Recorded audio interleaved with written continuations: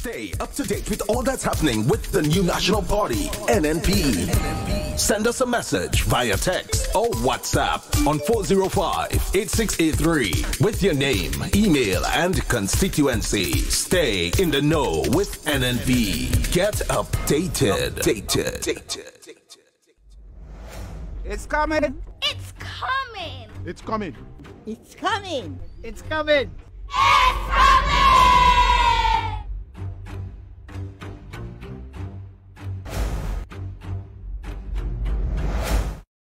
Saturday, April 13th is the date. 4 p.m. is the time.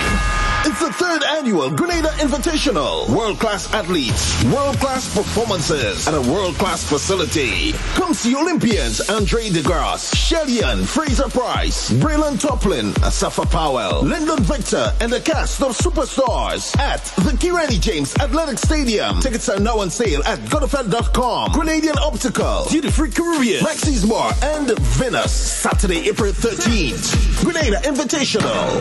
See you there. McIntyre, top of the screen in the colors of Grenada with a bit of a lead. After 4 weeks of preliminary qualifiers, after 4 zonal meets, it all comes down to this one incredible day of exciting track and field action. It's the National Secondary School Games Grand Finals. The Eastern, Western, Northern, and Southern zones will face off. Kirani James Athletic Stadium, Friday, April 5th from 10 a.m. Excitement, tension, drama. The athletes will throw further, jump higher, and run faster. And inspirational halftime performances from Dash, Vaughn, and Mr. Killer. Witness poetry in motion, the fluidity of form and class. National Secondary School Games, the championship. Come feel the rhythm of the games.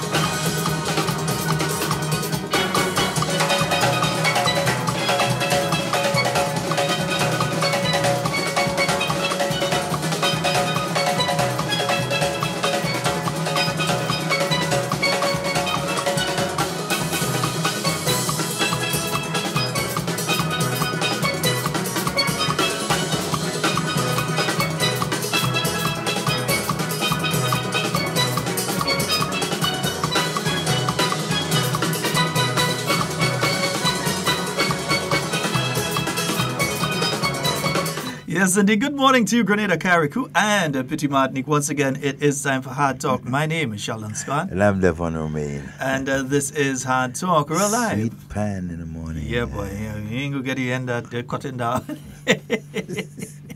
Yes, indeed. We're live on 97.5 City Sound FM. 89.5 CRFM.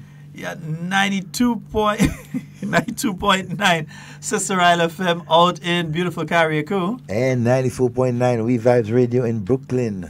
Yes, indeed. And of course, we are live on Facebook. You can find us on Hard Talk Grenada Live on Facebook and on YouTube, Hard Talk Grenada.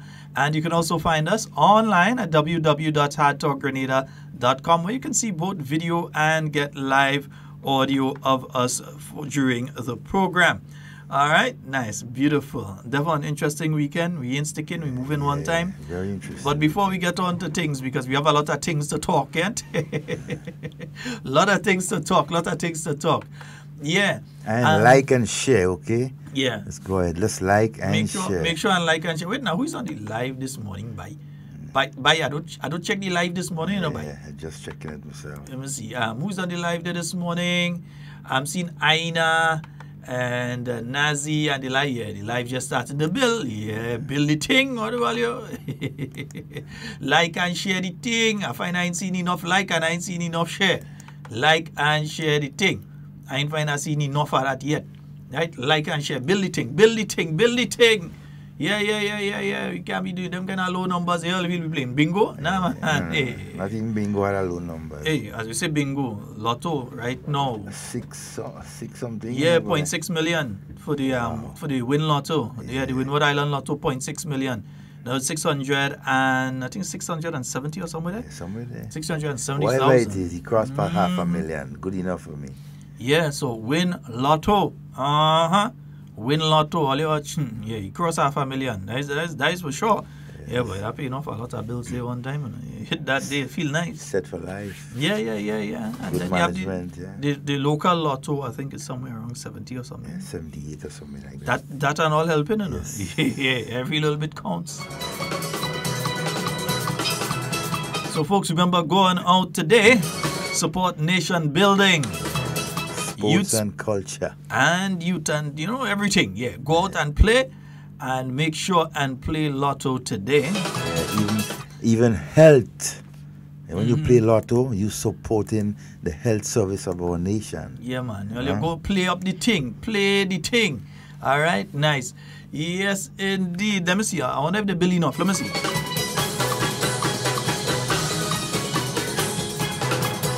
You know, start to do thing on the live deal. Like and share. I see. Like and share. Share the thing. Nice. Share it up. Let me say good morning to my good friends out there in Carriacou and Piri Martinique. Good morning to you, Lisa. Hey, Lisa and them are company, I think it's Starlight Production, Yeah. Yeah, out there. It's a brand new business venture started by some young ladies, yeah. That's what sort of service they provide? Well, yeah, reading it, ladies. Like Lisa Marie, Shanika Matheson, Carrie George, and Katanga Modest. I like that name, boy, Katanga. That is on the road to Katanga. That is an African country capital, I'm trying to remember where. But who came together and they call themselves Melanin Goddesses. So the Melanin Goddesses, dark-skinned ladies. Oh gosh, yes. And they came together as a result of their TAM-CC entrepreneurial skills class out there in Carriacou to start a business venture. Hence, Starlight Production was formed. They are specializing in scented candles. So if you're looking for scented candles for that special occasion, you have to link them up out there in Carriacou. So you're either looking for Lisa Marie Simon, Shanika Matheson, Carrie George, and Katanga Modest. You're getting jasmine, peppermint, lavender, tea tree, rosemary, and citronella. Yeah, I think I need two citronella. Find some mosquitoes. Yeah. Some mosquitoes want to play around. So Starlight Production, when all your branch in Grenada, they would tell us something, all you leave a number, all you have to leave a number, show a number in the thing, girl, I'm telling you, show a number there. Let people know they know who to contact, but they don't know how to contact. But how they call you and they don't even have the number? Yeah. Link us. Hey, Grenada Invitational's coming up. Yep. More and more big names calling. Yeah, so the Grenada Invitationals is coming up, folks. Go out, get your ticket. You could try Maxie's Bar in Grenville. Venus Bar, yeah, the Venus Sports Bar right there on the Elisa Maurice Bishop Highway. Yeah, we call it again, Wall Street. On Wall Street. Yeah, you could check Colombian Emeralds, Grenadian Optical. Get your tickets for the Grenada Invitational. World-class athletes. It's the biggest athletics meet in the Southern Caribbean. Yeah. Biggest that you just have. You don't hear about Justin Gatlin and them going and run any race in Trinidad, Seriously. Justin Gatlin and all of them, all these big athletes that you're hearing, these Andre de Grasse and so on, all these world-class athletes that you hear coming to Grenada and performing, running in our local meet, they do not go in Trinidad. You don't hear about them in Guyana. You ain't going to hear about them in Venezuela, that's for sure. But you ain't hearing about them anywhere in the Southern Caribbean except Grenada. Yep. Yeah, so Grenada now has, it's into its third year, the Grenada Invitationals, its third year, and it continues to grow. Yeah, although I find if it grow more, we might have to use the other stadium and this stadium join in one to try and fit people because you understand how the thing go. Yeah? So get your tickets early. Don't be left out. Don't be left out. All right? It's next Saturday, is 13th. Yeah. of April. And Grenada's athletes been doing good over the weekend. Yeah. You had the 4x4 relay team. They came in third, and that would have been at the Clyde Littlefield Texas Relays. Yeah, it's an invitational race. And you had a 4x4 team out of Grenada. And they comprise Mr. Junior Charles. A lot of people remember Junior Charles, especially for that last race at Intercall. I think it was Intercall 2016. 2016, yeah. Yeah, Intercall 2015 or 2016. That final race where Junior Charles take off like a thoroughbred day on the tracks, yeah, in that 4x4. So Junior Charles, Braylon Taplin, Lyndon Victor, and Nathan Hood. Nathan Hood, the GBSS boy. A GBSS boy, he's keeping up the esprit de corps. Yeah, I said it correctly? Yeah, right, the esprit de corps. You did. Yeah. So you have Braylon Taplin, Lyndon Victor. Lyndon is also a GBSS boy? I think so, you know. I'm not too sure. I think he's a GBSS boy. I'm not too sure. Yeah, so they've been doing pretty well. And I'd like to thank Mike Bass for that information. Also doing pretty well over the last week, we've had Anderson Peters. Yeah. And he is getting closer and closer and closer to that 90-meter mark in the javelin. I think you have guys that actually won in the Olympic Games with 92 and a high 80s and those kind of thing over the years. You've had guys that won there. And you have people in the Europe, especially Finland and so those places, those guys like they just live with a javelin in their hand. Yeah, that's the art. Yeah, they're always consistent in the top 80s and the early 90s and that kind of thing in the javelin. And our own Anderson Peters, he continues to improve on the national mark, yeah, on a consistent basis. I think he was named Athlete of the Week last week. Yeah. He was named Athlete of the Week last week. That's for the second leading time, his team. right? Yeah, he's doing absolutely well. Lots of you would remember Anderson from the Carriacou Games here in Grenada, where he medaled. Yeah, he got his gold medal. And Markham Felix was there with him. He got the silver medal. That was his last year in the Carriacou Games. And he also won gold medals for the 3 previous years to that, and a silver in the year before that during his tenure in the Carriacou Games. So he was doing pretty well. And you also have Josh Boateng. Yeah. Morning, Miss Boateng. Yeah, Miss Boateng up there in Boca Bolio area. Morning, Miss Boateng. Josh. Yeah, I just call him my little big brother. That man. He has some good size, but he's controlling that size. Eh? I could tell you something though. That's muscle, eh? And Josh Boateng. Note what we say here today. Josh Boateng and Anderson Peters. These two individuals, look out. They're going to be on top of the world, you know. I had no doubt about that. Do not count them out from number one, the World Championships. Yeah. These two young men, at the rate that they're improving, that consistency that they're improving. I know Curlin is very happy with what he's seeing with Josh and Paul, Coach Paul. He's very happy with what he's seeing with Anderson. And these two young men, when they take the world stage at the World Championships, because I think now Anderson with his throw has qualified for the World Championships. Josh, who also received some accolade over the weekend, it was his birthday on Friday as well. I think he received an accolade as well from his organization. He is also to be looked at. These guys are going to medal at either the World Championships and or the Olympic Games. Only remember Sheldon Scott, they tell all so, eh? Mr. Watts, Zingo, Kathy. They're consistent, yeah. Anderson Peters. The same young fella we watching since he in school day in St. David's Secondary School. Yes, that same young man. Right? There is the... All you hold on the phone line now. We open phone line here. All you saw. Let me talk first now. More again to all of those who just joined us on the live. Yeah, man. Let's share the live now. Share the live. And Brenda and Hannah and Chris. Good morning to all of you. Okay. Where's the best? James wants to know where's the best place to get that exchange one. Straight to the bank. Go to the commercial banks and them, man. Yeah. You're coming down the stretch from the airport, just drop in by Republic Bank. Yep. Easy. Just head in by Republic Bank and they go handle you. Nice? Yeah, man. Handle. There's Grenada. You ain't afraid. Right there on Morris Bishop Highway. Yeah, I think James is supposed to be coming in anytime from now. He's supposed to be coming in. Yeah. So James, we had to link up when you reach, Nice, yeah. Who talking about my grape? Don't worry about the grape beer. The beer ain't gonna be there for long again. Leslie, help me again, free out, Les. Don't worry about my beard. My beard ain't gonna be there for long again. Ooh. Yeah, right. It's not a cut going and take place there. I never. Sonia, good morning. Any more thing in that pot, girl?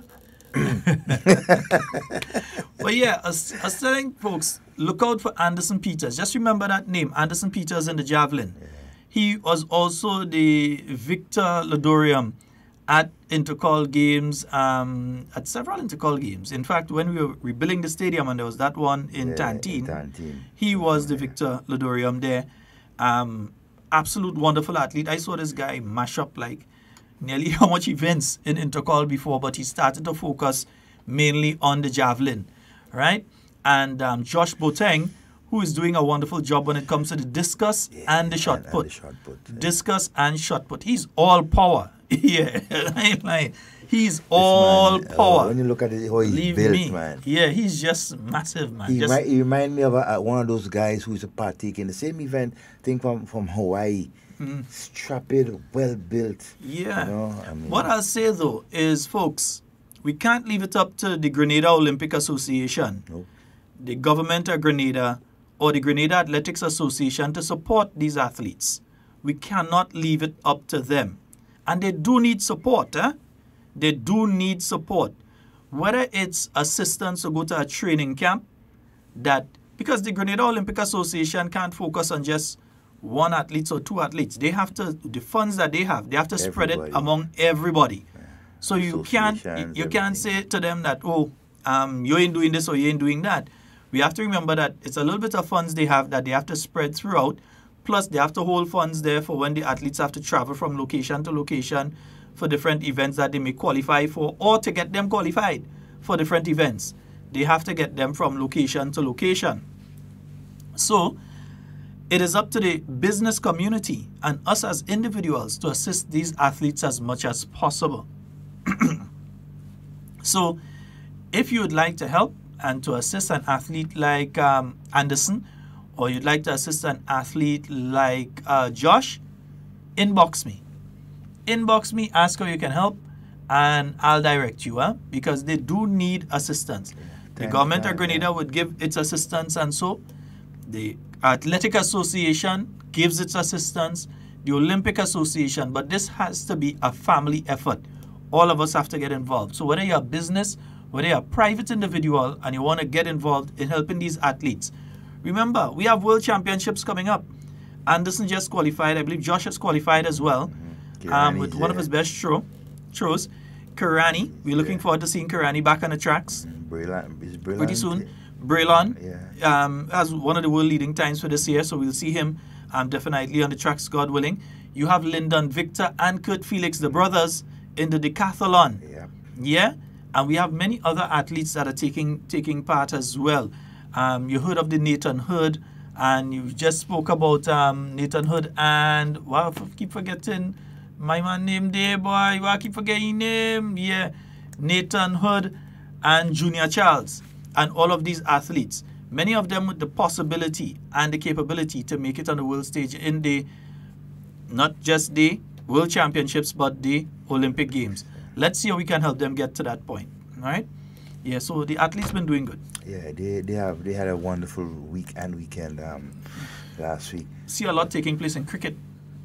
Yeah, even cricket again too. Yeah, Phil Simmons said he's not available to become the coach of the West Indies until July. He has a contract with Afghanistan right now that he's completing.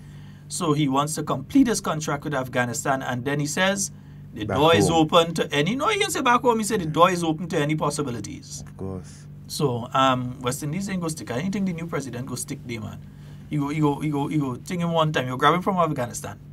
Yeah, it's important. I mean, he has been one of the bright spots a long time for West Indies. He has said that one of the things that happened there is that Pollard and Bravo were blacklisted. Dwayne Bravo, they were blacklisted by the last cricketing administration.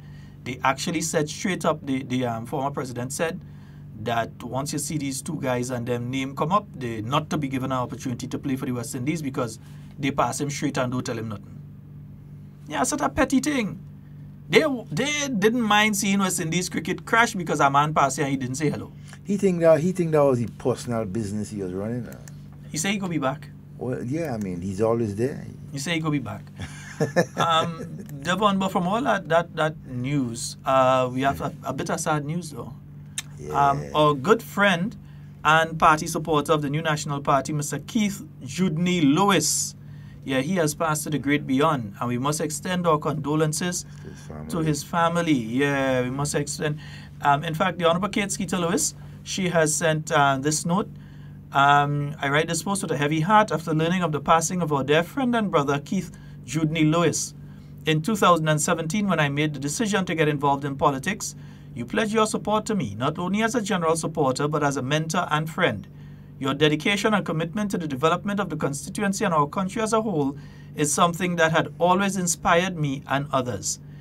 In 2018, with your promotion as housing supervisor for the parishes of St. Andrew and St. Patrick, you maintained a down-to-earth mannerism, always there ready to lend a helping hand. We are deeply saddened by the news of your passing. The love, laughter, humor, and of course the prayer will be missed. Gone, but will never be forgotten. A true soldier. I pray that God will grant your wife and family the strength in this difficult time. On behalf of the constituency of St. Andrew Northeast, we send our most sincere condolences to all the family and friends of our dear friend, Mr. Keith Judney Lewis. May you be comforted by the outpouring of love surrounding you. Yep. Yeah. And we should also know that he is the brother of Lyden Lewis, president of the Teachers Union. Yeah. So our condolences to the family. And so for the passing of Kyron, my condolences, brother. Yeah. So to all the brothers and sisters, you have Kyron, you have Laurel, Lyden, of course, as we know, LL, Larry, Carol, and then you have Claudette. Yeah, so our condolences to the entire family on the loss. And it's coming so soon, less than a year after the passing of another brother. Yeah. The other brother, that would be is Joe? Not Joe, not Joe. Jerry. Jerry Lewis. Jerry Lewis. Yeah, the other brother who used to work together with NADMA and so on. Former officer. Yeah, the communications officer at NAGMA. He was a police officer also. Yeah. So coming because Jerry would have died somewhere in September. Yeah, somewhere around there. Yeah, in September. And now they've lost Judney. So it's it's a sad time for the family. Yeah, we know it's a sad time for the family. So our condolences do go out to the family there. Yeah. Yeah. Devon, what else over the weekend and so on? Well, on Friday or so, we've seen the Conference of Churches sent out a release, and so urging our teachers and so to basically to do what needs to be done. You have the release. The release? Let me read it out. Let me just get a release of that thing because the eyes and all that. So. Don't worry, the eyes will have it just now. Yeah, the eyes have it. Yes. So here is this is from the Conference of Churches. The officers are the chairman is Reverend Silbert Prescott, the vice chairman, Mrs. Wendy Ann Ruffin, the executive secretary, Mrs. Valerie Ramu, and the treasurer, Mrs. Diana P. Gibson. And the statement dated last Friday says, we have noted with a deep concern the recent statement of the Grenada Union of Teachers reminding its members of the work to rule and including in that work to rule that school-based assessments for primary and secondary schools should not be marked but sent directly to the Ministry of Education. These examinations are an essential part of the education process in our nation.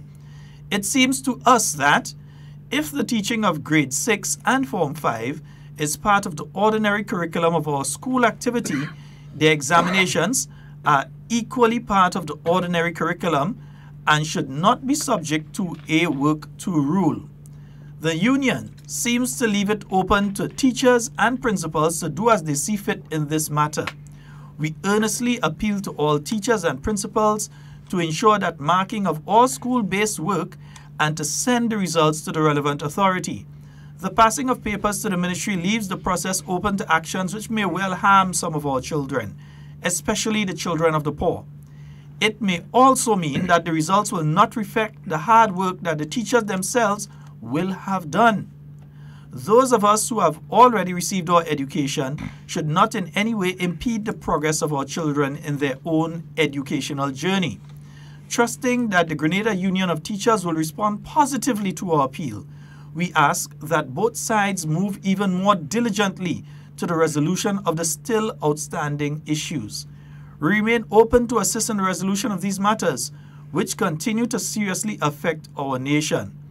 And this is signed by Reverend Silbert Prescott, the chair of the Conference of Churches, Bishop Clyde Martin Harvey of the Catholic Church, Archdeacon Michael Marshall, Reverend Dr. Osbert James, and Reverend Vonnie James.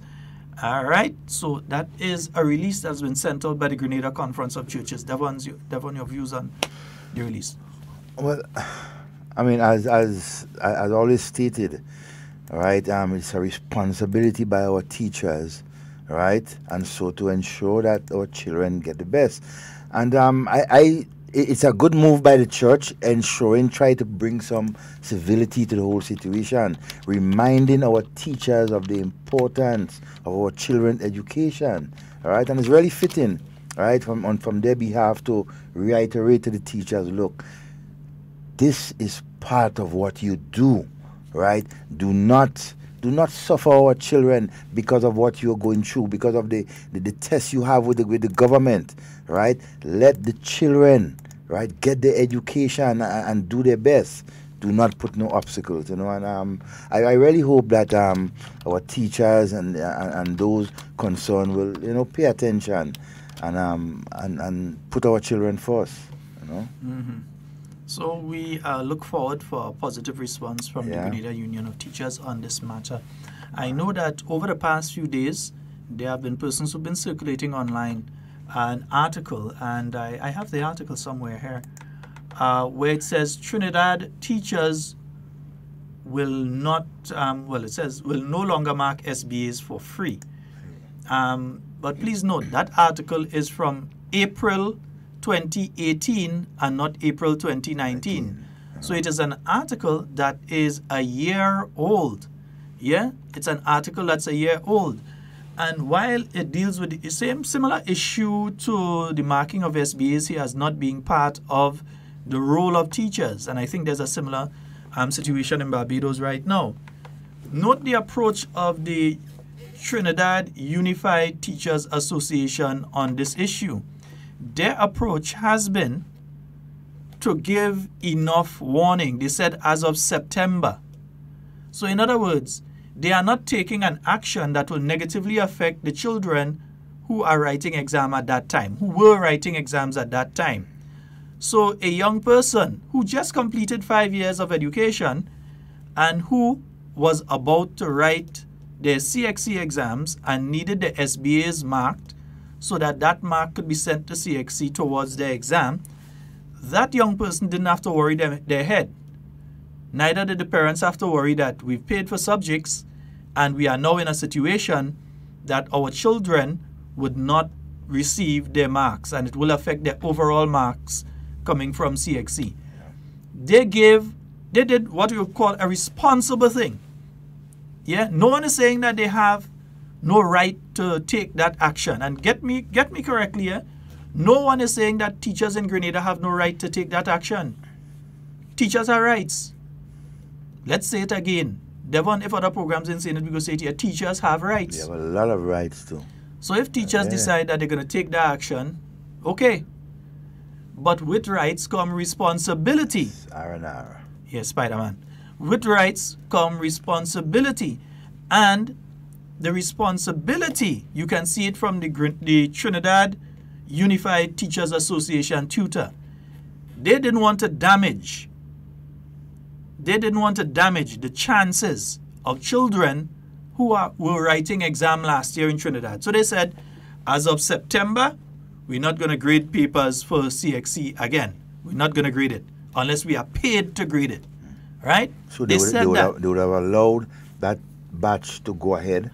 They allowed them, yeah. They allowed the batch for last year. So they didn't have any problems there. Meanwhile, it gives the ministry the option now of you put a mechanism in place so that as of September that year, as of September, you put a mechanism, you put into the budget that you have to pay the teachers to correct these exams, or the government, the Ministry of Education could speak to CXC and say, CXC, listen, you all are being paid for these exams and so even if it's at $20 or whatever you take out per student and send it back to us now so that we can pay the teachers for grading these exams. It's fair. No one is saying that's unfair. Fair enough. Or that the government decides now that they're going to set up a separate unit of individuals, retirees and so on, who can come in, and either they might decide that they're going to do it for free, or they may decide that they're doing it for a particular salary.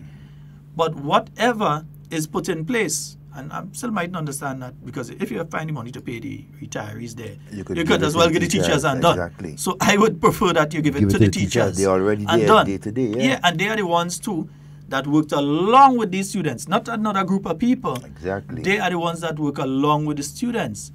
That is how responsible union leadership operates. They don't do things to the detriment of their country. They don't do things to the detriment of their children. They don't do things that are detrimental to their profession. They do it in a responsible manner. So don't get me wrong. I have lots of friends who are teachers, and I find them to be very reasonable, sensible, intelligent, and patriotic people. Many friends. Nearly all the people I went to TAMCC with, nearly all of them is teachers right now, and have been teachers since the 1990s in many instances. Yeah? So these individuals, I know that they're intelligent, they're respectful, they're patriotic, and they would not like to do something that they can see as damaging to their country, as damaging to their profession, and most of all, damaging to the children, including some of their own children. Yeah. Because some of them have children that are doing CXC right now. Some of them have children that are doing CPEA right now.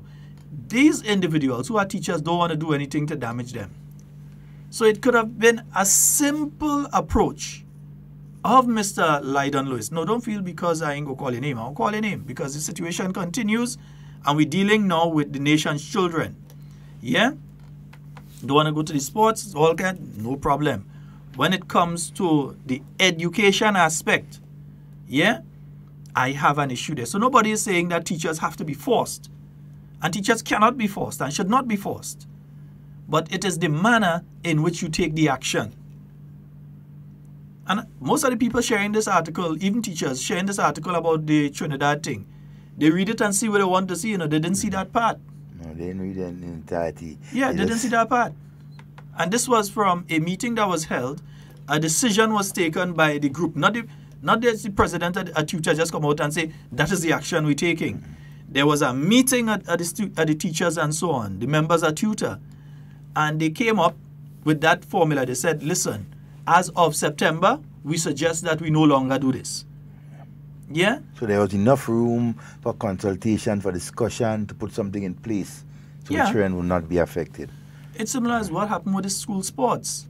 Yeah. You just decided last minute, no school sports. Yeah. And then you expect the government to just allow no school sports. But no, they're going to have school sports this year. Any responsible government would take that, will do what it takes to ensure that our children, right, have their recreation. Because we have to remember that our word there, not racial, responsibility. Yeah. Not Roberts, responsibility. That's a more important word than racial, than Roberts, than Ray. Mm-hmm. That, them two Arabs to waste our time. Yeah. I say that. No, I say that. Sorry. Yeah, but yeah, they are waste of time. But it is important. It is important for us to understand that. Because I'm seeing people sharing the article willy-nilly. And sometimes it's good. Share it.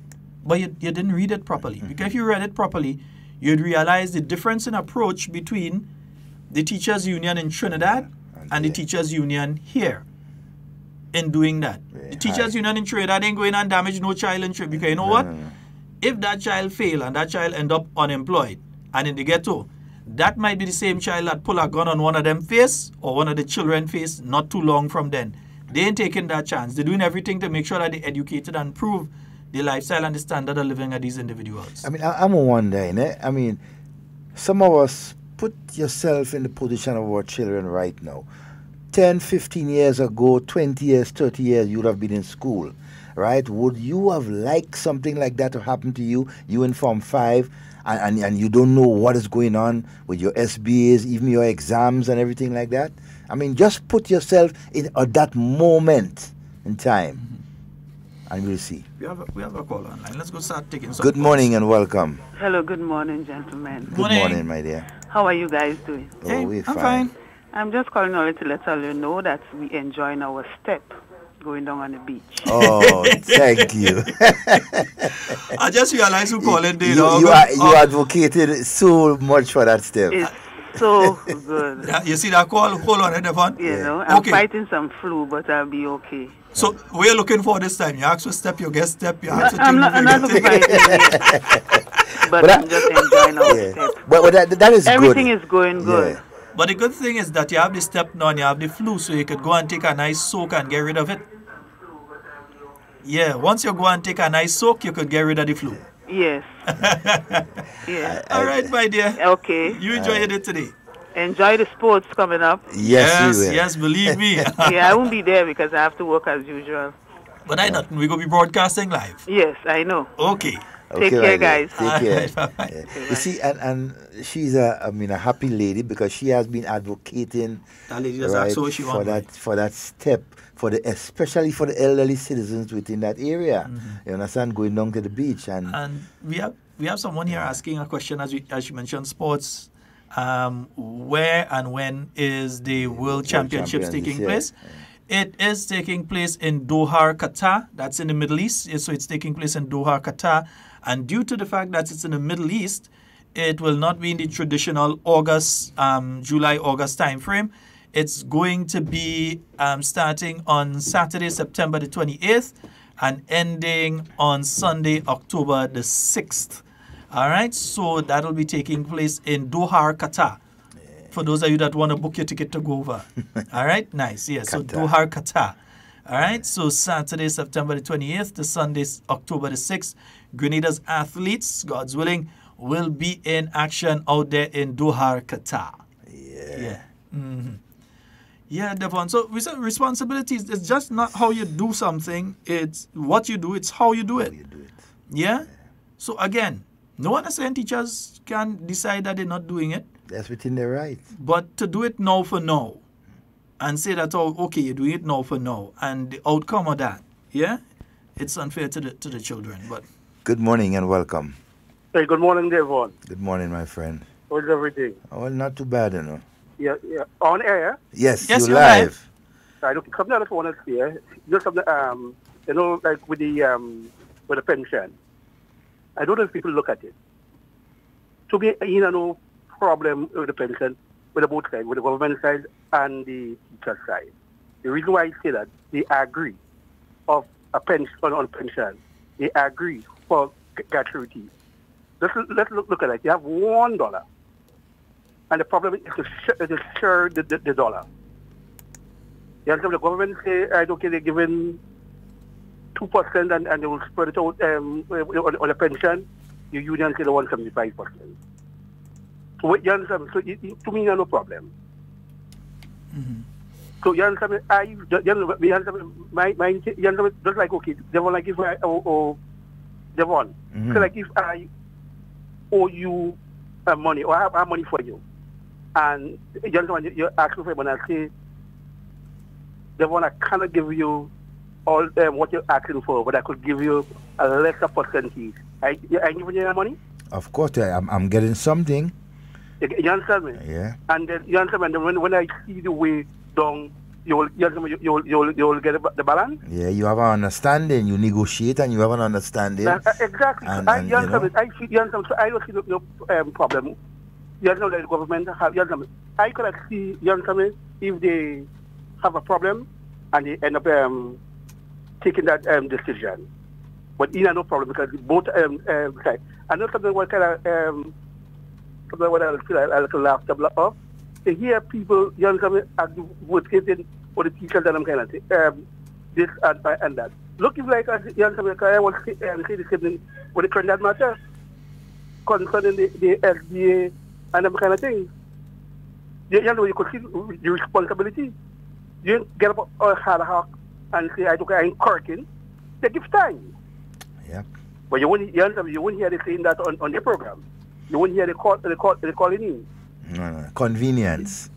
Yeah, see, the thing is, a lot of people try to twist the information to their own liking and what they... So a lot of them don't read, because they're sharing this article that is out of Barbados in relation to the teachers in Trinidad. It's an article from last year, April. Not even an article from, like, they want to make it look like it's something from this week. But it's from last year, and they gave sufficient time. Okay, but still, let's look at it still, eh? If it's this year, April this year, I read the article and last year.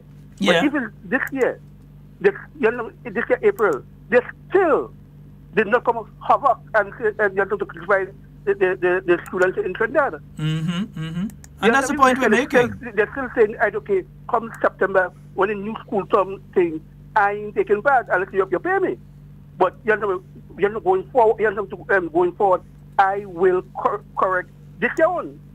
You understand the point? You understand the point what I'm making? Yeah. Yep, definitely. But that's the same point that we have been making for the last 15 minutes. If you forward about that, if they say this year, they still, you understand what I'm saying? Have had a point. Yeah, but what you're saying is the exact same point we've been making for the last 15 minutes.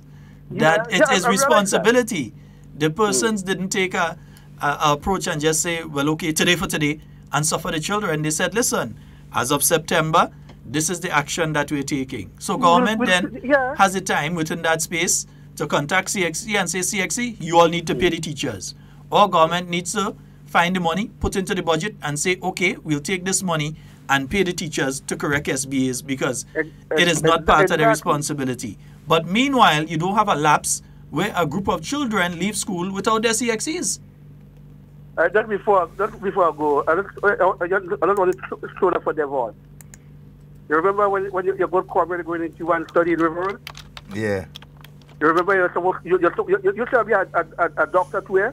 You used to be Sheldon was saying in the 90s, every time you must go to be a doctor.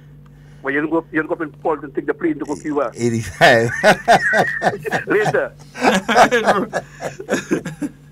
Well, don't you see that kind of memories there, man? I mean, I have my regrets. Definitely had my regrets, but I think that was just, wasn't my Devon, time. you see, it's a constant pattern that's being put out there. And, they'll continue to do it because they believe you're stupid. Yep. They believe that you're dotish. They believe you can't read and comprehend, like you used to skip reading and comprehension class, that you don't understand. Because, for instance, the constant statement that NNP put in place a pension for parliamentarians, it is being said and said in a way to give the impression that the Dr. Keith Mitchell-led New National Party government put in place a pension for parliamentarians, and that is totally untrue. That is false. But they protect themselves by just saying NNP put in place. So the average listener listening now think, well, is this NNP? As soon as they come in, they go and they put in this thing to protect themselves, and look what they're doing. That is not so. They're talking about something from back in 1984, 85, somewhere. Yeah, 86. 86, somewhere there, in the 1980s, under the Herbert Blaise New National Party. And then it was not just a decision by the NNP government, right? It was a total thing by all the parliamentarians within Parliament at that time, right? All 15 of them agreed on that. So but it's not just that. At the time it was done, because they had seen what happened to many of the parliamentarians that passed through under the GNP and the GULP before. You had people that were basically destitute, and they were minister of this and minister of that. They were representing Grenada on world forums at the United Nations, all parts of the world. They were representing, flying the flag of Grenada. And then at the time they ended being a politician, being involved in politics or minister or so on, or the party change, these people ended up destitute. They had to beg somebody for a bread. So that was put in place, and only looking at what was taking place in Grenada. Throughout the Caribbean, they had colleagues that went out of office, and then when you see some of these people, and you're wondering if it's them. If they were politicians. So they put in place the pension scheme and the gratuity scheme for parliamentarians, considering one, that parliamentarians hold a tenuous position. It's not a public service appointment, whereas it's nearly impossible to fire you. It is something where every 5 years, every 4 years, you have to go and appear before the people, and they decide whether they're keeping you or whether they're getting rid of you.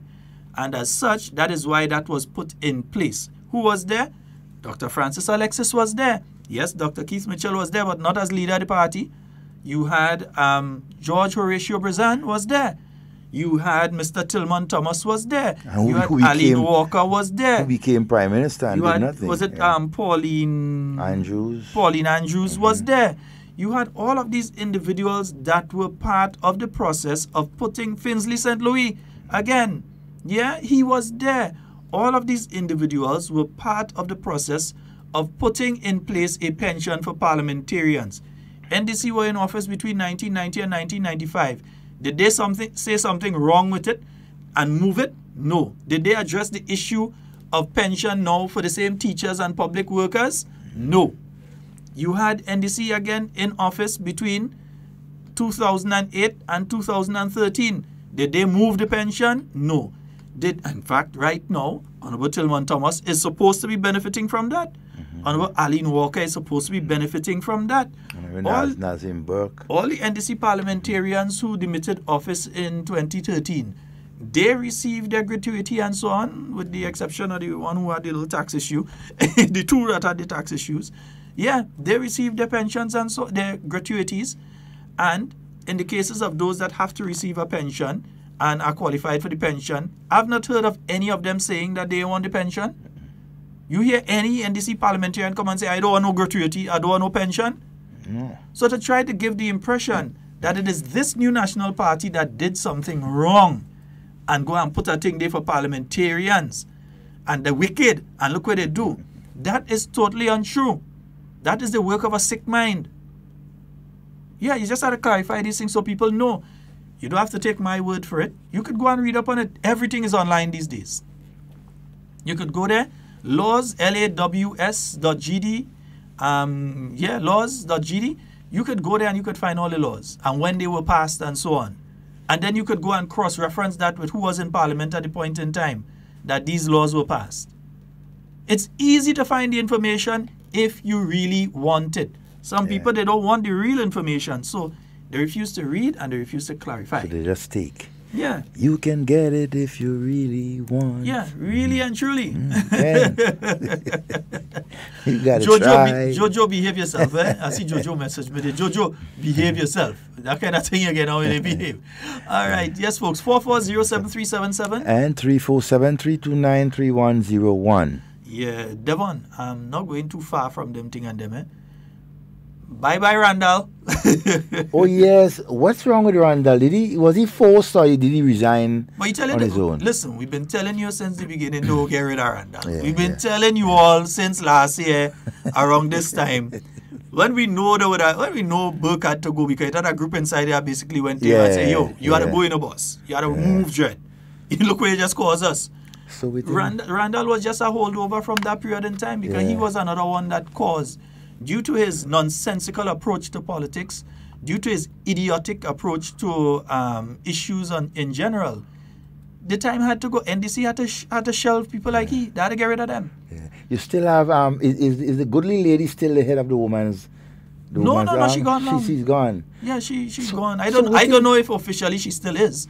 I know she no longer, because that doesn't count that resignation, but she no longer does the radio program. No, she doesn't. We know they had to get rid of people like that. Yeah. Within 1 year, you see the resignation of top leaders within the NDC. Well, the political leader gone, the chairman gone. That is Vince Ponytail, he gone. You have the public relations officer gone. Before that, you had Ron Redhead, Senator Ron Redhead. He demitted the office as the assistant public relations officer. So, and now you have the public relations officer gone. Wow.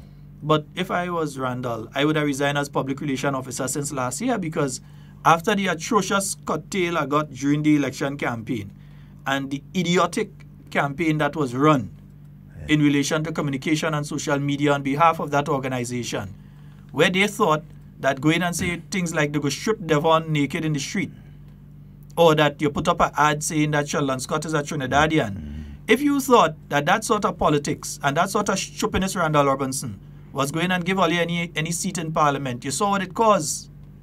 So you should have resigned since last year. You know you're still doing around. Waste of time. Yeah, take retirement, as you say. Take retirement. Long retirement too. Don't come out of that retirement now. Don't waste your time. And don't waste other people's time. It's been No, a we told you that long road we told to you that travel. does getting rid of he. We told you that right here on our talk. We say all it does getting rid of he. We tell all of that, and we know that they're going and get rid of the 2 youth senators just now. Yeah, they are making some attempts to really, put some spokes into the young people's wheel. I don't We know. know for a you know? fact that it's a Chinese movie, Kung Pao, and it had this. You ever watch Kung Pao? I think so. Kung Pao is a funny movie, it's a kicksy movie, a kind of jokey movie. But they had this character in the movie that every time he go out and fight, he ain't going out and fight to beat you. He fighting to get licks. So every time he going out and when he get licks and thing, he said, yes, I've defeated you. After the real beat him, he get licks. Say, I've defeated you. So somebody asked, well, how come this guy every time he get licks, he thinking that he win? They say, oh, we train him to take licks as a joke and think that he win. So the train he has a joke to take licks and feel he win. That's a certain character that just resigned. Yeah, that's a certain character that just resigned. So he's one of the other would be one of the freelance. There's a technicality here, eh? There's a technicality here, and that's where a problem could arise. Not a problem for anybody but the NDC. Now, the NDC legally has no right, legally, notice what I'm saying? Be very careful when you repeat what I'm saying. Because you only like to write article and say who's saying all you do have this and all you do have that. The NDC as an organization legally has no right to withdraw anybody. The Governor General, after the election, seeing that there is no opposition, invited the NDC to suggest names. As in today, she could get up and decide that she no longer wants the individuals that are on the opposition benches there. She could make that decision on her own right now. Because the Constitution allows her to do that. Because there is no opposition in the lower house. So she could make that decision today and just get up and say, I think it's time to give 3 new people a chance there. Yeah. Or it's a chance to give 2 new people. Or I would like to switch out 1.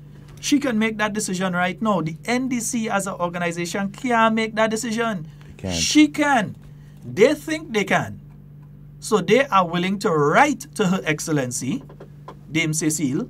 They are willing to write to her now suggest to her that the 2 individuals that they just suggested less than a year ago are no longer worthy of being there, that they have Claudette and I think they say Andal to replace them. Oops. And in fact, from what I'm picking up, it's not right to replace 2, They want the 3 position. Yeah, they want to suggest 3 people. They want to move Glennis too. Look at the audacity of these guys. They want them to move Senator Roberts too. So when they write this time, they're not going to write. You remember that General Counsel yesterday? They know that's how we be. Right. Yeah, so they want to move just 1. All 3. Not 2. They want the 3 spaces. So what they're going to do is suggest 3 people. Yeah, they're going to suggest 3 people. So the interim leader, the mouthpiece. Yeah, well, the needy and greedy lady. Yeah, needy and greedy mouthpiece. Yeah, needy and greedy lady, and a 3rd person. I'm not too sure yet who the 3rd person is, but I'm pretty sure that by the end of the week I'll know. Yeah, but General Counsel yesterday, Devon, since when the NDC General Counsel end up that kind of thing? Tell me, how was NDC General Counsel back in your days? When are they having General Counsel? The mobilization, what used to take place? Well, okay, the General Council was not like the convention, where you have it's an internal thing. Internal party issues and everything like that. But the support and the mobilization for that, was basically no different to our convention. So it used to be bus load? Of course. Right? Bus load, truck load, car load, van load, donkey load, exactly. anything you could bring. Because, for example, we used to have, let's say in Southwest, as delegates, we would have had the largest share, so we may have had about 14 or 15 delegates. So instead of with the delegates now, we would get another 4-5 buses, right, full of persons to get up there. And you were in charge of which zone? The I forget. I know you the were Assistant General Secretary for the 4 constituencies in St. Andrews, right. But I was the chairperson for Sylvester Qualis, which happens to be the seat that Honorable Yolande Bain is holding right now. It's at the most polling divisions. Yes, the most polling division in all the constituencies, 14. Yeah. All right, and so you'll have don't more know delegates. How that work out and St. David bigger than there. Yeah, So I don't know how that work out. I think is the among the villages too, within that constituency. Yeah, that's St. Andrews Southwest is a kind of constituency. And it's a kind of constituency. Yeah. That constituency in terms of loyalty and so it's... Yeah, it's in Birchgrove and they're coming right back to the sea. Exactly. Just you ain't touching the sea. The other side is southeast, but yep. you're right watching over. So. Yeah, and then you leave Birchgrove, which is southwest, right, parts of it, and then you come into northwest, and then you go right back into southwest again on the same main road, you know. So but Devon, what happened there? Why? From you having your buses for your delegates, and so you have your bus for your delegates. Yes, bus or buses for delegates, and then yeah, bus for the delegates. You had one right. bus for the delegates, right. leaving early. Observers. Yeah, right, and then you have your observers. You have your observers, and then when around 1, 2, you will have coming from my constituency alone, right? 4, 5, sometimes 6 buses leaving to go down for that open central. How come NDC come from that now to like if it's a mechanics lodge meeting? Well, again, you don't hear nothing about it. You don't see nothing. You don't know nothing. It's just not supposed to hear, see, or know anything. Yeah. But me and Devon, so Well, we will always know. We definitely. People will come up and let us know. Instead of the splash that used to be made, they get secretive. And pretty low key. Well, again, it's their thing. Who are we to really? Never nice you on the phone line. Good morning and welcome. Morning, gentlemen. Good morning to you, sir. How are you doing this morning? Yeah, just quiet. All right. Yeah. Gentlemen, I've always stated that I am not a fan of the British monarchy. No, am I of our Governor Generalship. However, as it said, I give respect where due, respect where it is due. Now, Brother Scott, hearing you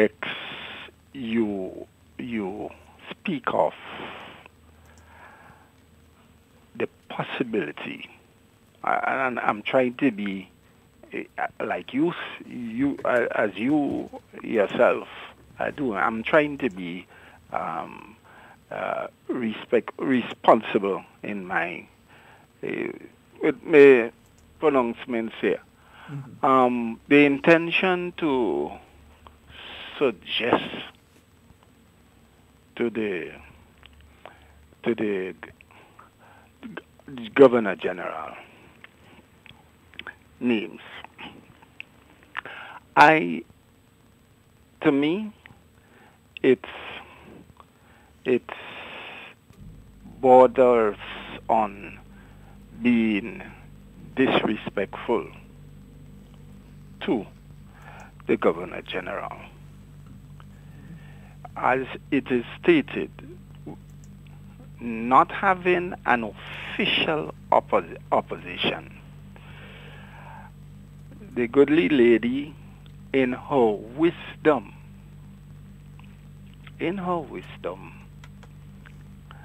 made an offer. She made an offer to which a response was given and complied with. I think it's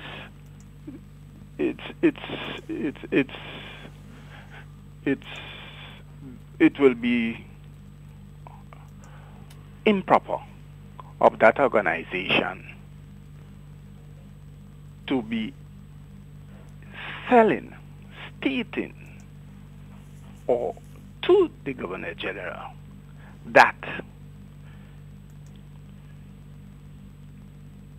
she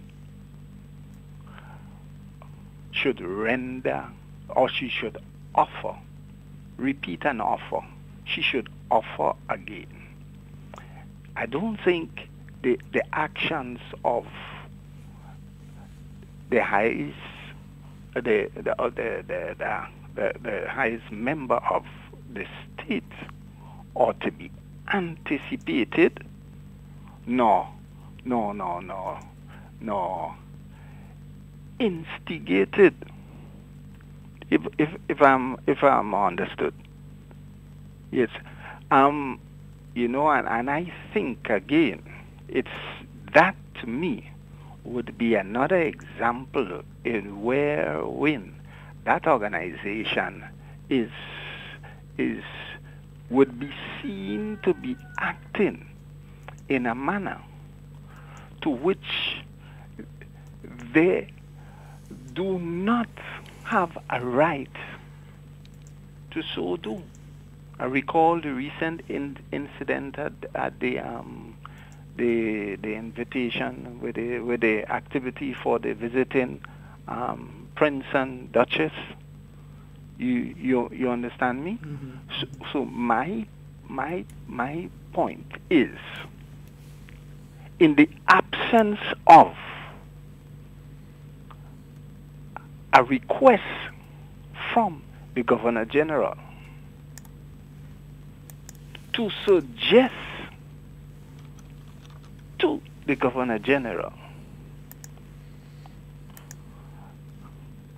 would be to insult that office, knowing very well that what is being suggested was never requested. Mm-hmm. That's unethical, it's unprofessional, and I think it is rude to the extent that the honorable lady, in my opinion, should would well I don't want to anticipate the lady's next action. move. What I can say, I wouldn't anticipate, but I can say this directly, that the Constitution of Grenada allows her to totally ignore any such request. Yep. Yeah, but so I think we ought not to entertain that thought at all. No, it's not thought. We tell you NDC go in and try, and then they go cry for we and say. We ought not to encourage them to disrespect the office of the Governor General. Yeah. Mm-hmm. And in fact, I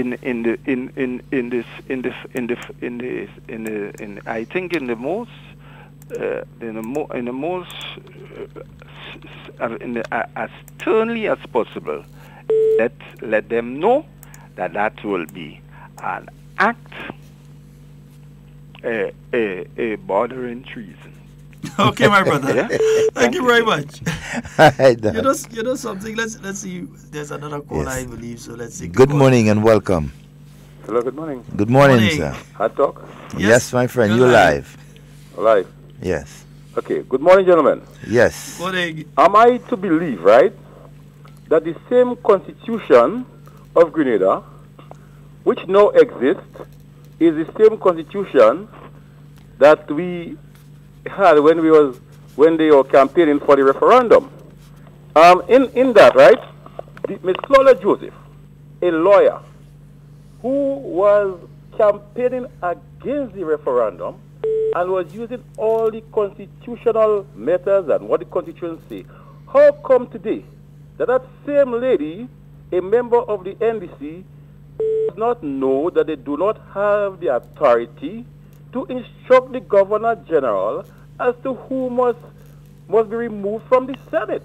I mean, it's idiot. It's not idiot. Are they idiots? Have they lost their intelligence? Or have they realized that they have made a mistake when they have sent some watered-down persons in the Senate, and now that they believe that they want some person with more knowledge and who has more teeth as NEC members in the Senate? They have lost the boat. Have a good day, gentlemen. The bold face. She can't call my friends watered down. Yeah. And the bold face. Oh, God. But the thing is, you're saying what they're saying about their own people. But the thing is, you know what will be interesting, though? Because, you know, they're going to claim that this is not true. Mm-hmm. They're going to claim this is not true. Of course, they won't say that. I look at claim it's not true, but we know you all want to pull that move. All you know me ain't come in here and say that just so. We would never try to mislead the people. All you know, the discussion was held. Romain and Sheldon Scott ain't coming on air and say that just so. So we know all you want to make say, all you say is not true now. Never all you want to make that man. move. But never outside of wanting to make that move, what they want to do is that once the Governor General just ignores the request, they're going to come and say that the Governor General against them and they don't respect them. You know, they go find some reason. They 20-something thousand or whatever supporters and they'll come and make all kind of melee because the request was denied. And they know beforehand that it would have been denied. Because there is nothing. Well, they don't know. They're going to make a try. But there is nothing in the Constitution that allows them to make that request. Yeah. But they're so bold-faced, they'll try anything, knowing that organization. You see, they didn't have to have that problem, you know. Not at all. Because in 2016, the same Claudette Joseph came and told you, vote against a leader of the opposition at all time. That same Claudette Joseph and the same NDC organization. Now, if that particular bill had passed back in 2016, there would have been in Parliament right now a leader of the opposition. You'd have 16 people, so you'd have the 15 parliamentarians, and then you would have had a 16th parliamentarian who was the leader of the opposition, who, by and large, had to be the leader of the party that got the second most amount of votes, which in 2018 was the NDC. So whoever was the leader of the NDC, I don't think Naz would have moved if that was the case. He'd have stayed. Naz or whoever the leader of the NDC was at that point in time could have been in Parliament right now, speaking on behalf of their supporters and everything right now. Remember, this was offered under the referendum. You give them a voice. And that individual could have selected their parliamentarians and they would have been able to withdraw and replace and everything. So they can't blame anybody for being in the situation they are in right now but themselves. Only themselves to blame. They are the ones that say vote no. And wasn't me. He didn't say vote no. The opportunity was given to all Grenadians. Morning, Big Brother Gavin. morning. But they are the ones, according to a friend called Brother Scott, they are the ones that say vote no. Yeah, it's them that say vote no. They campaign, they finance a campaign, and no campaign against the referendum. I mean, to defeat their own self. Right now, they have a person inside there as leader of the opposition in the lower house, and they would have 3 people in the upper house. You'd have 4 parliamentarians in total. Vote no across the board. Yeah. That was the slogan. That's the thing. Vote no across the board. In fact, let your gas and light the board. They burn it. They burn the board. They scotch up. We never think on it. You want to change and you can't change. They crying. Say it ain't true. Say all you want to change. By the way, Sheldon, any new faces in the appeared in the General Council? I don't know. We'll have to tap into our sources and see what's... Sometimes it's not knowing. Sometimes we just don't want to say nothing yet. Manny, let's go to the phone line. Hey, good morning, Sheldon. Good morning, Devon. Good morning, my friend. Everything? Oh, we good. Brother Sheldon and Devon, I want to look at something. You know, there is a saying, children must never involve children in big people talk. Right? When 2 big people has an argument, children should stay out of it. And Brother Devon and Sheldon, when I look at what the union leader doing present, the president, You're punishing the children because you don't get what you want. And brother, I look at that as the same attitude of some fathers and mothers. You know, like fathers and mothers living together, and then where we have the fathers and mothers separate. And what you find happening, the father can't get the use of the mother. He punishing children, stop minding his children.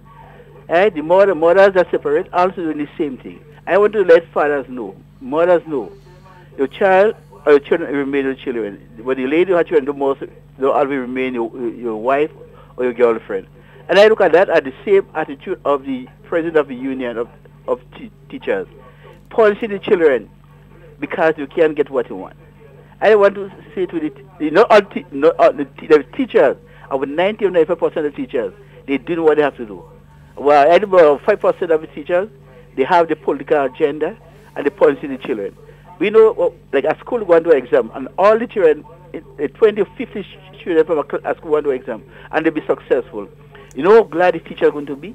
But when you have in school a teacher trying to hinder children from doing the SBA, right, and the children fail, you know that the child or the children of the school will go have that ill feeling in the heart against the teacher.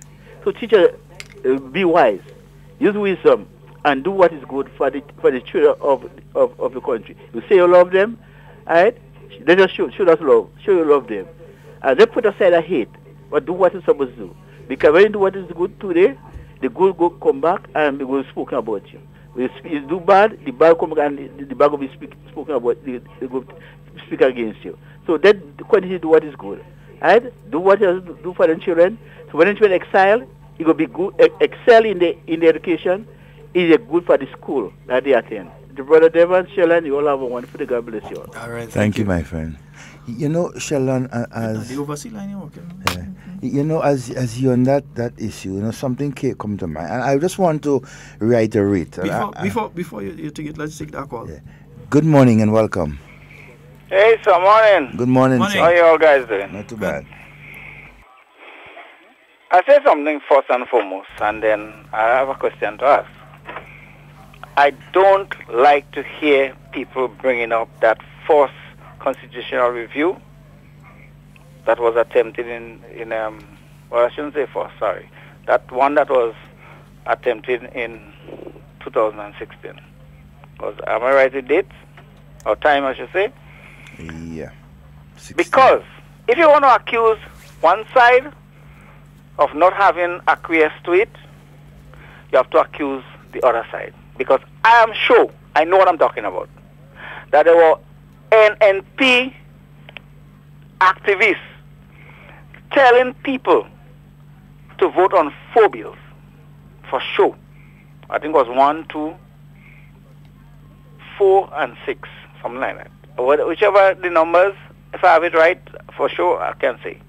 But I know for sure. I was there seeing, I heard it more than once being said by serious activists.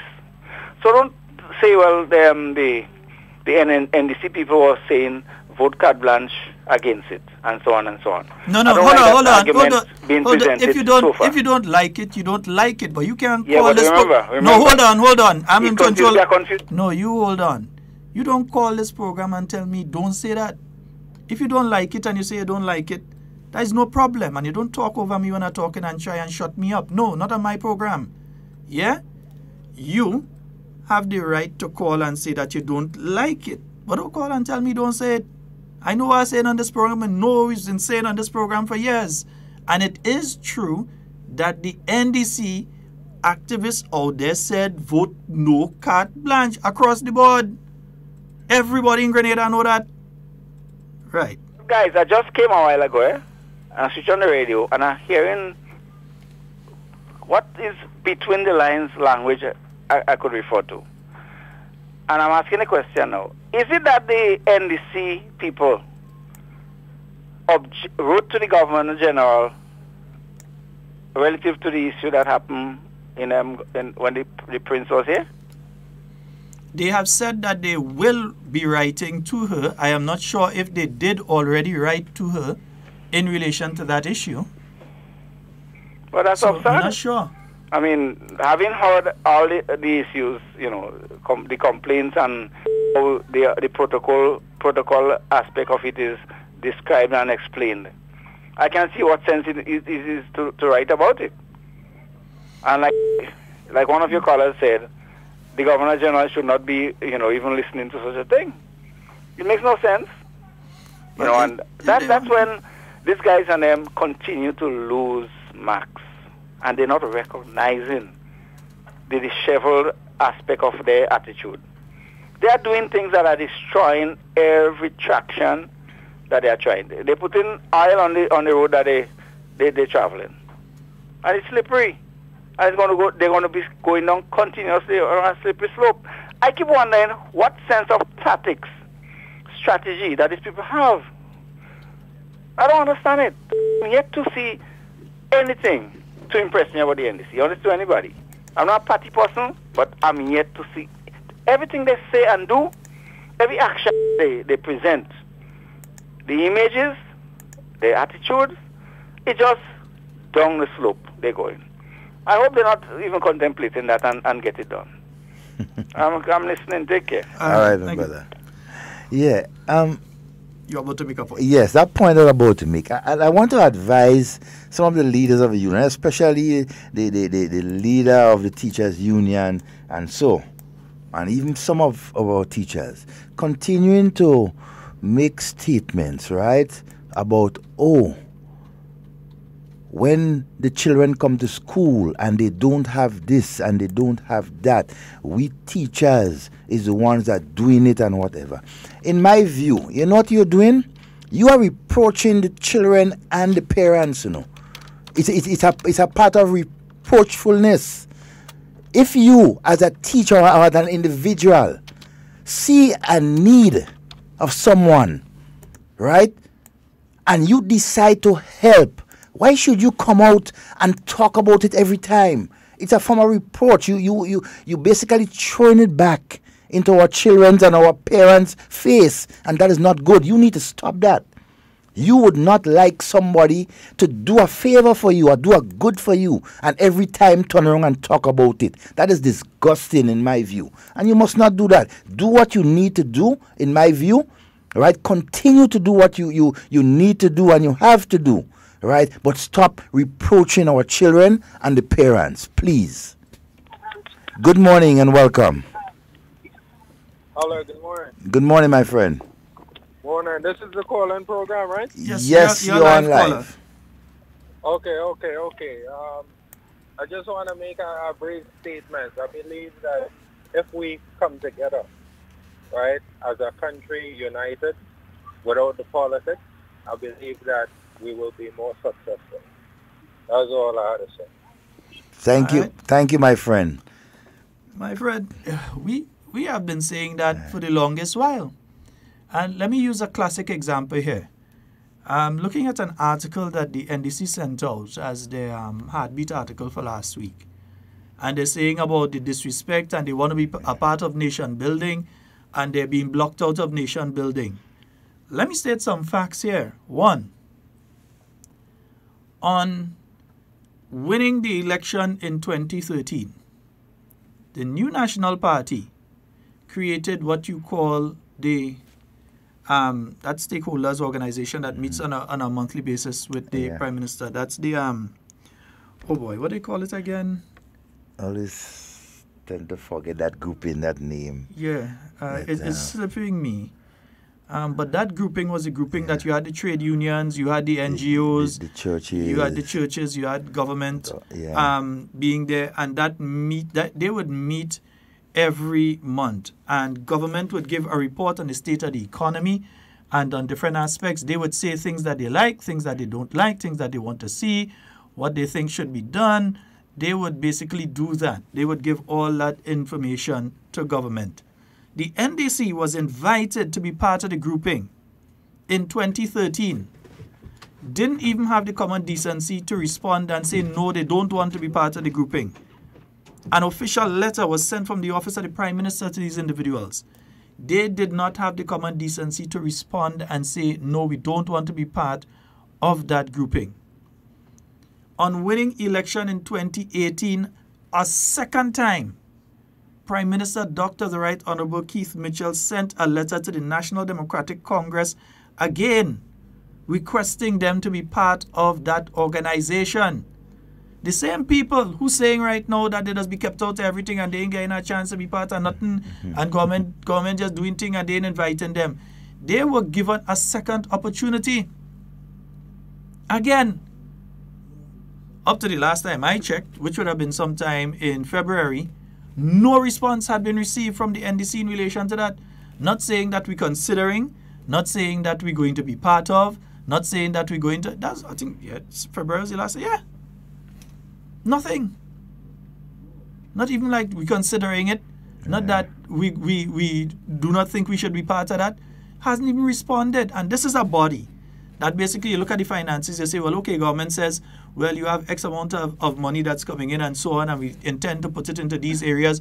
What do you all think? And the trade union movement say what they think, the churches say what they think, the NGOs say what they think, and that kind of thing. Everybody comes in and say, well, look, we believe this is the direction to go. Government says we're going into this particular program, and these are the different aspects of it. These are the people involved. What do you all think? And they say, yes, they agree or they don't agree, and that kind of thing.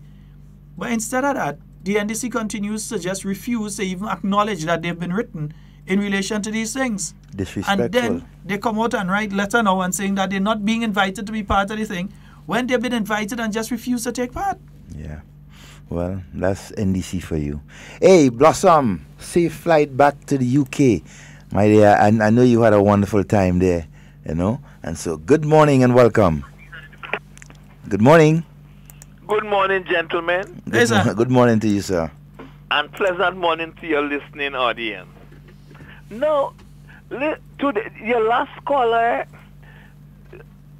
do you know how many times since the 2013 when NNP won 15 seats, you know how much times the Prime Minister calls for all hands on deck? When he calls for Project Grenada, he made it very clear, I think it was in Tantine.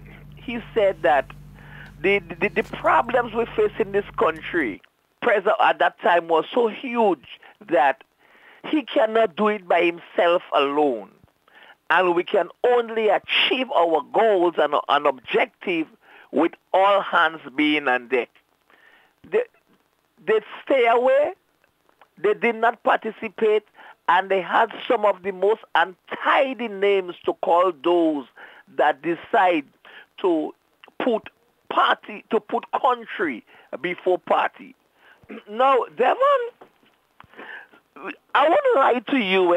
I'm disappointed somehow that with you that a party we supported so strongly before could deteriorate from a hero to a zero. And you don't feel no sense of sadness and no sense of disappointment? No. Did they hurt you that bad? That bad. Okay. Okay, let me leave that one. Let me pull aside. Leave that one to rest. Yes. I was listening to the NDC main morning program hosted by Mr. Jones. Listen to, this is what I categorize as the highest level of Monday morning hypocrisy. The introduction to this month's program was the national anthem, which say, as one people, one family, God bless our nation. And immediately after that, the gentleman turned around and called people who support the NNP some of the most untidy and nasty names.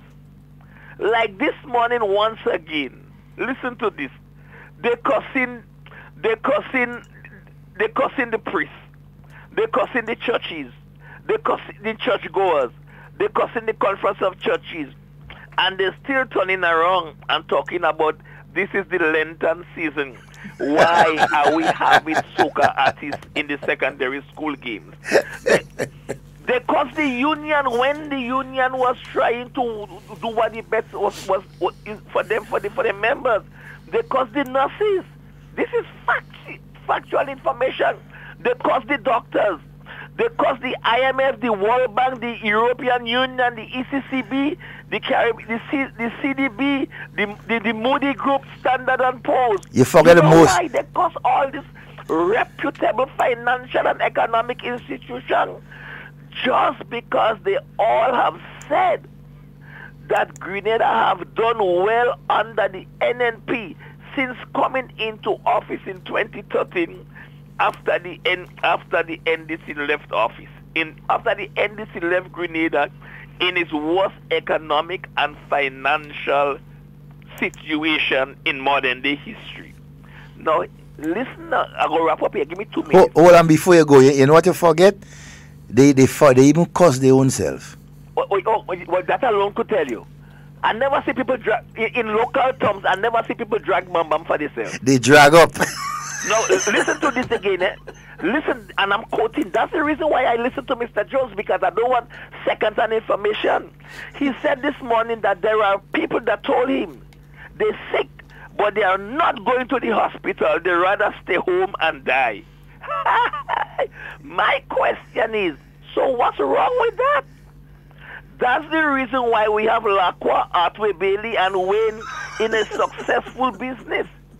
I compliment them for having the vision to support businesses that are homegrown, locally owned. So I hope more people will get sick and stay at home. My last point here, my brother. No, you have to bear with me here. Now listen. I hope we don't wake up one morning and find there was a mass suicide of NDC supporters. Because they don't get no pressure yet and desperation is setting in. Why? Because they are not seeing any light at the end of the dark political tunnel. Some people believe that the political slogan during the revolution, let them come, we go bury them in the sea. Some people was thinking that this was only for the Yankees. What they don't know, the NDC is definitely part of that slogan too.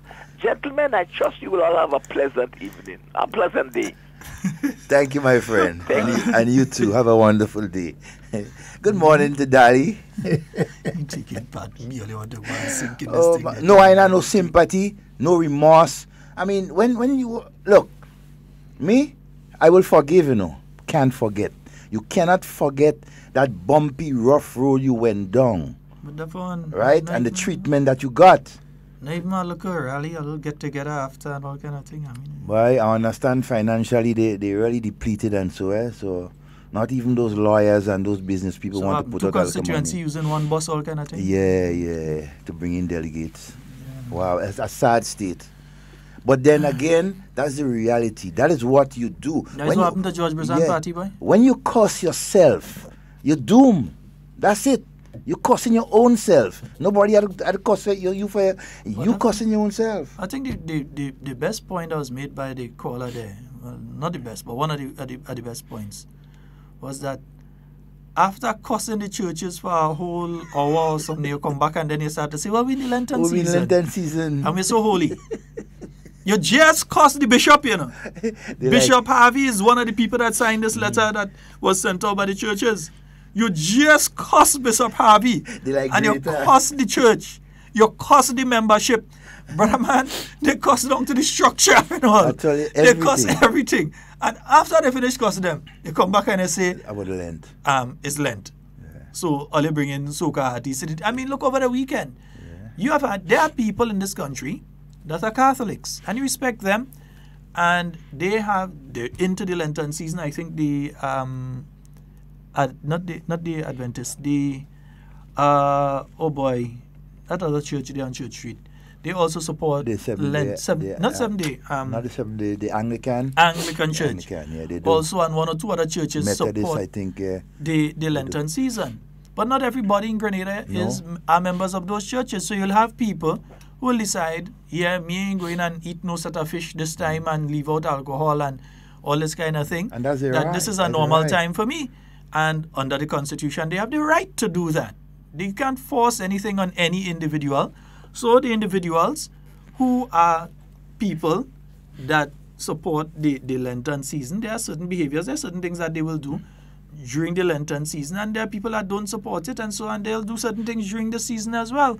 So we are a free country. We're not under any specific one religion or so on to say we have a national religion or anything like that. Not because you don't eating chicken and pork on Lent, you go tell me not to eat it. You can't Come do on, that. You can't do that. So different folks with different strokes. Different people have different things that they enjoy at different times. But we had you should some respect wonderful each band other. launches over the weekend. Spice Mass 2019 is going to be, wow. So you had some band launches over the weekend. Everybody's coming out with their thing. So you see this one show that one show that, the other that. So you're seeing different things coming up. Yeah. I've seen the local bands. You're going to see their stuff coming out. Yeah. Right now, they save the best for last, they say. The best always. I would say they save the best for last. So me and see people like Andre and Helen. Helen Marie. And I don't know if RKD coming out with anything. Dali, you have to get into that thing too, you know. Dali, that. In that carnival thing too, you know. You understand? That and a green cow you ain't seen. Telling you. I go be the king of the band. Just call. I'll be there. Okay, let me change it. That and a pink and green cow you ain't go see. You go see. Oh my God. Yeah, but there are many people that don't. Yeah. So you can't.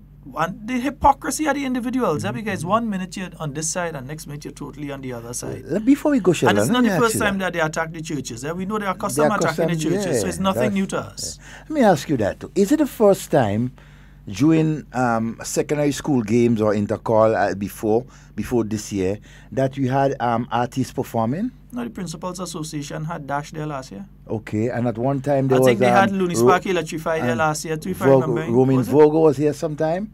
Romain Vogo? I can't remember that. But it's not the first time. During an intercall games? During an intercall games that artists I'm not have saying been no, performing. I'm just saying that I can't remember it. Yeah. I'm not saying no, I'm just saying I can't remember it. Yeah, I wouldn't doubt it. You know, so hey, so some of you, I mean, as you said, the hypocrisy of them talking that sort of foolishness about we bring. And that wasn't being done by the government. That was being done by the Principals Association. Yeah, Dash last year. And, you know, so you see when the shoes... Don't get up with Dash, you know, because the Catholic Church had a youth activity up in St. John and Dash was just performing at it. So, yeah. I mean, it's not like Dash come out and sing any kind of negative song. I mean, these guys are artists. They know what the appropriate song to sing. I mean, come on. Maybe they want us to go and bring Africa Black Mamboso, or whatever they call them, from out in South Africa and bring them up to come and sing instead. Yeah, or they want us to go... Our own local artists, you have a problem. They want us to go in the US and bring... Black. Telling you.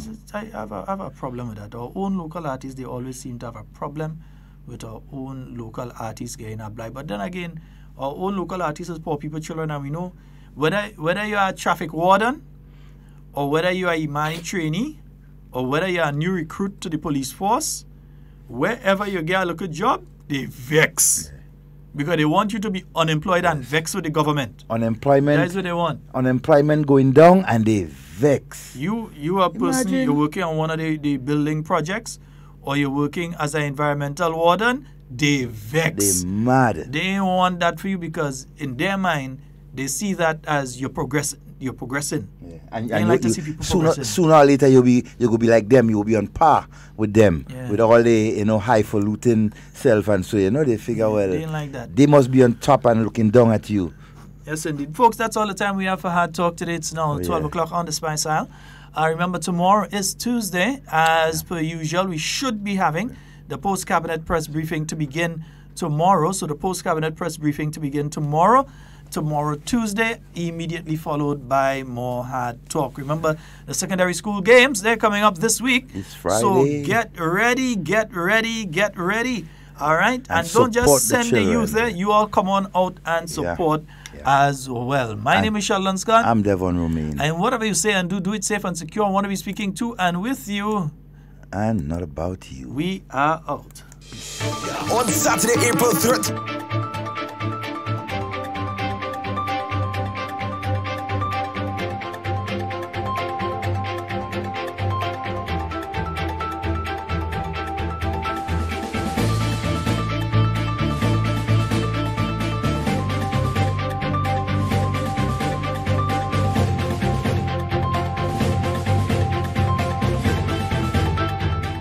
Trade Minister begins outreach programs to create better working relationships with the business community. Details to this story and more in the National Report.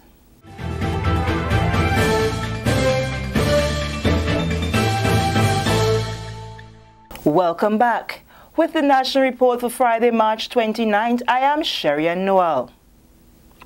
The Ministry for Trade, Industry, Cooperatives and CARICOM Affairs has kicked off an outreach program, which Honorable Minister Oliver Joseph says is designed to respond to the concerns raised in the business environment. It began on Friday with a tour of businesses at the industrial park of the frequency-based Grenada Investment Development Corporation. The visit, the minister says, is to stimulate dialogue and forge a better working relationship with the business community. We're going to visit the businesses located in this area to hear their concerns, to tell them what government plans are. So it's an interaction that the ministry plans starting here in this industrial park. I will be going right throughout the entire island, meeting with businesses. Based on this suggestion, we will develop a plan that will address some of the issues that they've raised.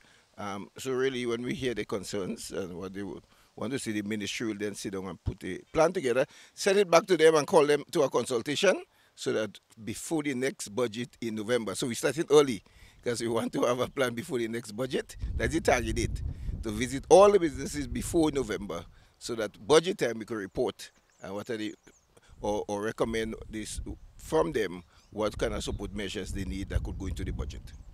Chief Executive Officer of the GIDC, Ronald Theodore, says at present there are 45 tenants within the Frequency Industrial Park. The industrial parks continue to be a significant asset to GIDC. So located in this park, so we have the Frequency Industrial Park, the Simon Industrial Park, and St. Patrick's. So I mentioned we have 45 tenants. This park is 19 acres of land, right? And in terms of the buildings, the largest building we have is about 33,000 square feet of space. And so in terms of the businesses, we have a wide range of businesses within the park, from manufacturing to the call center, BPO type operations, to storage, persons doing storage and so.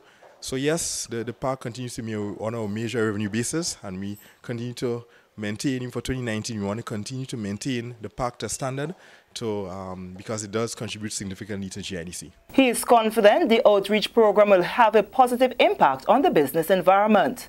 It's good to collaborate. Working together works, right? GIDC is not in this alone. All the businesses that are in here, we want to make sure that they grow from strength to strength. So we want to make sure that these businesses become more export ready. And most of the assistance are provided by trade and so forth. It all go well to those businesses in terms of making them become more export ready. And so we do see the outreach like this today as an important one, and we want to see more of this happening. The businesses visited on the first leg of the outreach program included Spice Island Coffee, Longdon Windows, Arawak Island, St. Lou Metal, and Nabela. Larry Carter, manager of Nabela, says the company, which began at the Simon Industrial Park, has been based at the Frequency Industrial Park for the past 15 years, during which time the GIDC and government gave tremendous support to their growth and development. GIDC has played a very important role in the success of our business. I know we have a rep here, but I can say that they've supported us quite good. And I want to say that, yeah, they've actually given us a fair amount of support. I would like to say thanks to the minister, Minister Joseph, for representing the government and for passing through the park, because I think this area is one of the areas that is key to the manufacturing industry. Colleagues, change is never easy. But as a people, as an intelligent people, we have to make risk assessments. We have to determine if we continue along the same path, would we get a different result or would we get a worse result? And we are confident that there must be changes to be made to NIS. That was trade union representative in the Senate, Andre Lewis, speaking at Thursday's consultation on the National Insurance Scheme's Improvement and Sustainability Plan. It was announced during the consultation that the NIS contributions will increase by 2%, taking salary deductions from 9% to 11% to be split between the employer and the employee. Added to that, the age of retirement will gradually increase to 65. Senator Lewis believes this move has been long overdue and is happy to see the NIS taking the matter of sustainability more seriously. He implored upon the working class to see these new actions as necessary for the benefit of all. Many times we take sort of individual positions and do not see what we put out as an investment. Some may require probably a change in age of retirement. Some may require a higher contribution, but see this as an investment in their future. That was trade union representative in the Upper House, Senator Andre Lewis. This is the National Report. More news after the break. After 4 weeks of preliminary qualifiers, after 4 zonal meets, it all comes down to this one incredible day of exciting track and field action. It's the National Secondary School Games Grand Finals. The Eastern, Western, Northern, and Southern zones will face off. Randy James Athletic Stadium, Friday, April 5th from 10 a.m. Excitement, tension, drama. The athletes will throw further, jump higher, and run faster. And inspirational halftime performances from Dash, Vaughn, and Mr. Killer. Witness poetry in motion, the fluidity of form and class. National Secondary School Games, the championship. Come feel the rhythm of the games. Welcome back. The Business Support Center, presently being retrofitted on the lower floor of the pavilion at the Alston George Park in Victoria, is nearing completion. Youth Minister Honorable Keith Lewis visited the project on Friday to assess the progress of the work. Contractor Allington John explains the scope of work presently being carried out and stated his target date for completion is April 5th, 2019. For the past 3 weeks, we've been going steady, trying to push this work further to get it where it is at this point in time. The work already done. We change 4 windows, all them doors. We do some interior wall inside, some sheetrock inside. And right now we are at the stage of painting. All the electrical work almost done already. The AC is 95%. The light fixtures is 85%. We did some casting on the foundation of the walk to get to the building. And right now we're in the boiling stage to get this work done.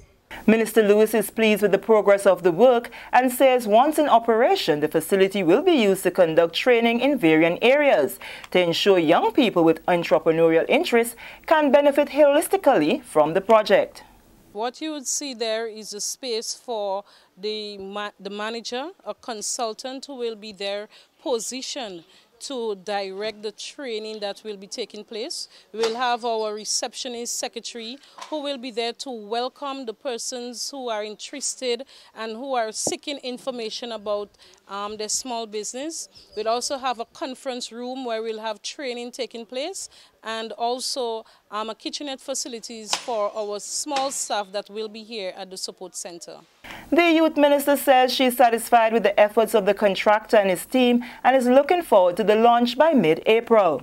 By mid-April, we should be able to launch our first business support center together with the rebranding of our WeiVybz business program into WeiVybz. We want to encourage more people to take part in entrepreneurial activities.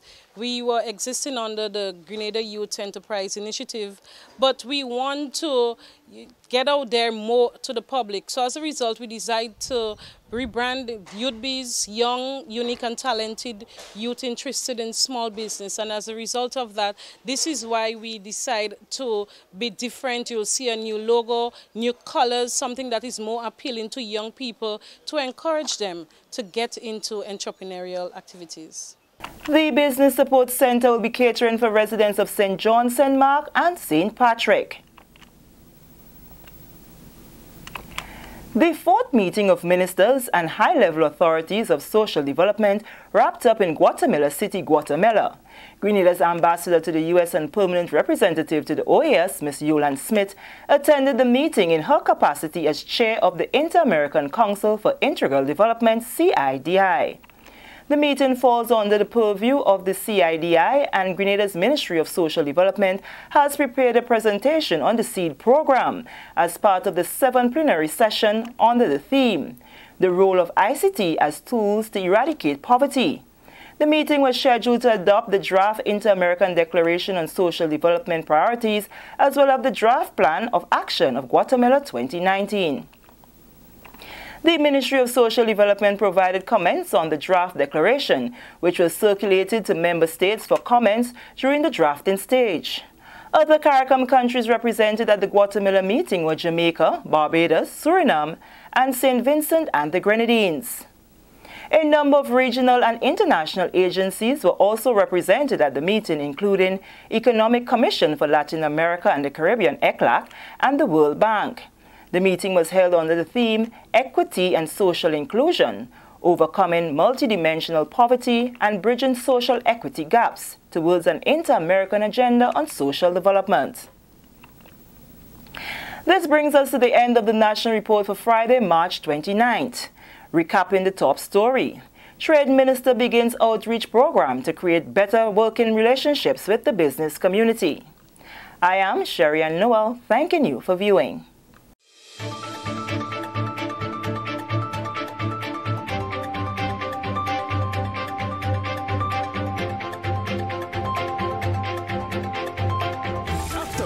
Of preliminary qualifiers. After 4 zonal meets, it all comes down to this. 1 incredible day of exciting track and field action.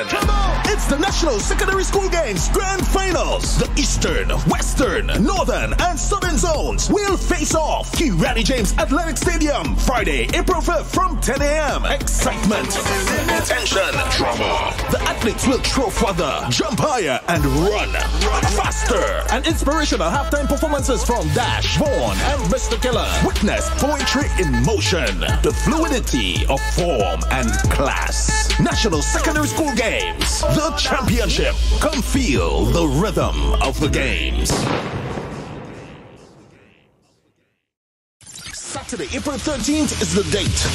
4 p.m. is the time. It's the 3rd annual Grenada Invitational. World-class athletes, world-class performances, and a world-class facility. Come see Olympians Andre DeGrasse, Sheldon Fraser Price, Braylon Toplin, Asafa Powell, Lyndon Victor, and the cast of superstars at the Carriacou James Athletic Stadium. Tickets are now on sale at godofed.com. Grenadian Optical, Duty Free Caribbean, Maxis Bar, and Venus. Saturday, April 13th. Grenada Invitational. See you there. McIntyre, top of the screen in the colors of Grenada with a bit of a lead.